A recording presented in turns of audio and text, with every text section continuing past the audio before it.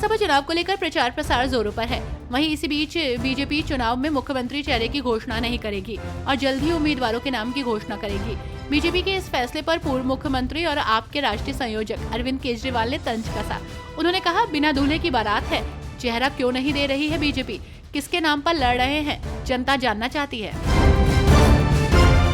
महाराष्ट्र के कल्याण में एक मराठी परिवार पर हुए कथित हमले के मामले ने तूल पकड़ लिया है। अब इस मामले को लेकर सियासत तेज हो गई है। वहीं इसी बीच डिप्टी सीएम अजीत पवार ने इस घटना पर कड़ी आपत्ति जताई थी। उन्होंने कार्रवाई करने की बात कही थी और अब सीएम देवेंद्र फडणवीस ने बताया कि हमला करने वाले पति पत्नी के खिलाफ केस दर्ज कर दिया गया है। आरोपी व्यक्ति को सरकारी नौकरी से सस्पेंड करने की कार्रवाई शुरू कर दी गई है। बीजेपी के राज्यसभा सांसद अनुराग ठाकुर ने संसद में हंगामे को लेकर राहुल गांधी पर निशाना साधा। उन्होंने कहा, सहानुभूति दिखाने के बजाय उन्होंने वहां अपना अहंकार दिखाया और ऐसा चले गए जैसे कुछ हुआ ही नहीं। ठाकुर ने कहा कि कल राहुल गांधी का जो अहंकार और अपने साथी सांसदों के प्रति उनका रवैया देखा गया, वो बहुत दुर्भाग्यपूर्ण है। जिस तरह से उन्होंने सभी नियमों का उल्लंघन करते हुए हंगामा किया और निर्धारित रास्ते पर जाने के बजाय जानबूझकर अपने समर्थकों को साथ लिया और हंगामा किया, ये क्षम्य नहीं है। क्या विपक्ष का कोई नेता इस सोच के साथ चल सकता है? महाराष्ट्र में हुए चुनाव के बाद से शिवसेना यूबीटी नेता संजय राउत लगातार भाजपा पर बरस रहे हैं, नए आरोप लगा रहे हैं और इस बीच उन्होंने बड़ा आरोप लगाते हुए कहा कि सामना ऑफिस और उनके दिल्ली वाले घर की भी रेकी की गई और इससे पहले भांडुप में स्थित उनके बंगले मैत्री की रेकी का दावा किया गया था। राजद नेता तेजस्वी यादव ने अंबेडकर विवाद पर केंद्रीय गृह मंत्री अमित शाह की आलोचना की और दावा किया कि जानबूझकर या अनजाने में उनके मुंह से सच निकल गया। उन्होंने आगे कहा कि जनता अंधी नहीं है, बाबा साहब अंबेडकर का अपमान बर्दाश्त नहीं करेगी।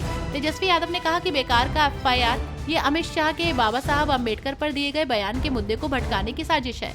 जनता अंधी नहीं है, बाबा साहब अंबेडकर के प्रति भाजपा की मानसिकता हम सभी जानते हैं।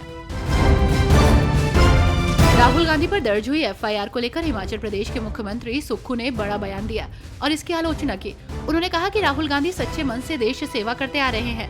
उन्होंने कहा कि गांधी परिवार ने अपने त्याग और बलिदान से भारत की मिट्टी में अमर गाथा लिखी है।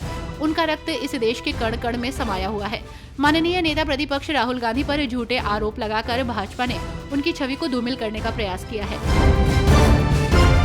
भाजपा के राष्ट्रीय अध्यक्ष जेपी नड्डा ने संसद में दिए गए बयान पर अरविंद केजरीवाल ने जमकर हमला बोला। केजरीवाल ने कहा कि नड्डा ने माना है कि उनके कार्यकर्ता दिल्ली में रह रहे पूर्वांचलियों का नाम काट रहे हैं। पूर्वांचल के लोग रोहिंगा और बांग्लादेशी कैसे हो सकते हैं? यूपी बिहार के लोग दिल्ली में 40 साल से रह रहे हैं। इनका दिल्ली के विकास में काफी योगदान है।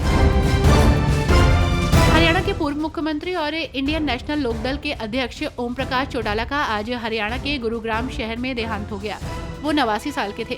उनके निधन पर जम्मू कश्मीर नेशनल कॉन्फ्रेंस के सुप्रीमो फारूक अब्दुल्ला ने भी दुख व्यक्त किया। उन्होंने ओपी चौटाला के सार्वजनिक सेवा में उनके अपार योगदान और भारतीय राजनीति में महत्वपूर्ण भूमिका को याद किया। केंद्रीय मंत्री गिरिराज सिंह ने बाबा साहब अंबेडकर की तुलना राहुल गांधी से करने पर कांग्रेस की निंदा की। उन्होंने पार्टी से इस अपमान के लिए माफी मांगने का आह्वान किया। केंद्रीय मंत्री गिरिराज सिंह ने कहा, जो अराजकता फैलाते हैं वे अब बाबा साहब अंबेडकर बनना चाहते हैं। अब बाबा साहब अंबेडकर को राहुल गांधी के कद तक छोटा किया जा रहा है। ये निंदनीय है। कांग्रेस को इसके लिए माफी मांगनी चाहिए। संसदीय कार्य मंत्री किरण रिजिजू ने विपक्षी नेताओं पर संसद के कामकाज में बाधा डालने का आरोप लगाया, जिसके परिणाम स्वरूप शीतकालीन सत्र के दौरान उत्पादकता कम रही। उन्होंने सभी राजनीतिक दलों से संसद की दक्षता में सुधार पर ध्यान केंद्रित करने का आग्रह किया। किरण रिजिजू ने कहा कि इस सत्र में विपक्षी दलों के कई नेताओं ने संसद के कामकाज में बाधाएं पैदा की। इसके कारण संसद की उत्पादकता का प्रतिशत बहुत कम है। मैं सभी राजनीतिक दलों के नेताओं से आग्रह करता हूं कि वे इस पर विचार करें कि ऐसा क्यों हुआ।